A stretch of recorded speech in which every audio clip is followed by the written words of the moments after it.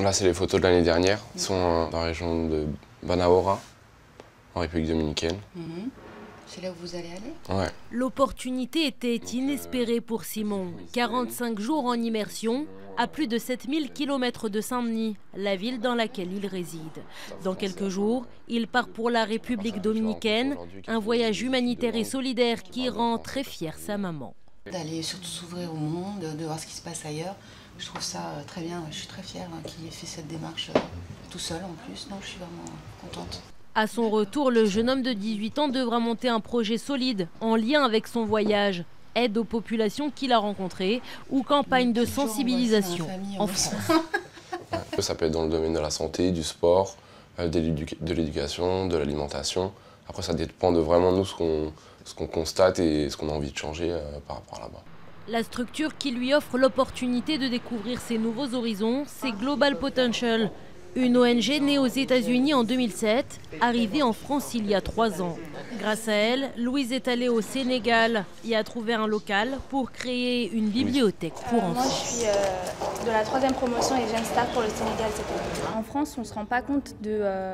on voit à la télé des choses, mais quand on les vit, on s'en rend vraiment compte à ce moment-là. Et quand moi, je suis allée et que j'ai vu toutes les inégalités qu'il y avait, pas d'électricité, pas d'eau et comment ils vivaient, là, je me suis vraiment rendu compte des inégalités. Louise a trouvé sa voie, elle veut travailler dans le développement durable. L'ONG lui a ouvert ses réseaux, comme elle les a ouverts à Simon et Faisal. Ils rencontrent aujourd'hui leur mentor, un parrain qui les accompagnera durant toute l'aventure. Pour vous aider, il faut qu'on apprenne à se connaître. Ce sur quoi ils vont se lancer maintenant, chacun d'entre eux va demander beaucoup de persévérance, s'accrocher. Il va y avoir des moments qui vont probablement être un petit peu durs, un peu décevants. Et une des difficultés, probablement, c'est d'arriver à persévérer dans la durée. Et c'est là où un soutien bienveillant, soit de leur famille, soit des gens dans Global Potential, va probablement les aider. Et puis la deuxième chose que je fais assez naturellement, parce qu'encore une fois, j'ai une vie professionnelle assez riche, c'est donner accès à des contacts, à des réseaux, des idées auxquelles ils n'auraient pas forcément accès.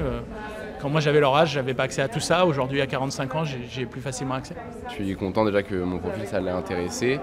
Et ensuite, ça me met en confiance parce que je sais qu'il y aura quelqu'un derrière moi avec de l'expérience. Donc j'aurai quand même des occasions de faire des briefings ou des débriefings par rapport à des réussites ou des échecs. Du coup, je trouve ça bien d'avoir l'avis d'un professionnel sur mon projet. Donc, Simon, tu veux noter les coordonnées que tu veux bien partager avec moi, s'il te plaît?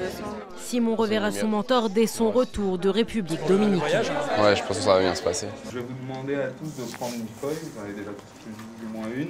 Pour partir, il a dû montrer qu'il était investi, assidu, sérieux.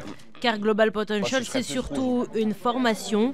Tous les samedis, on traite de différentes thématiques, économiques, sociales ou sociétales, toujours en lien avec l'actualité. Un accélérateur de compétences qui fera d'eux les figures innovantes de demain. Ici, nous avons pour objectif de créer une sorte de groupe solidaire avec des jeunes qui viennent d'horizons différents, de parcours différents. Peu importe leur parcours, peu importe leur expérience, leur niveau d'études, etc.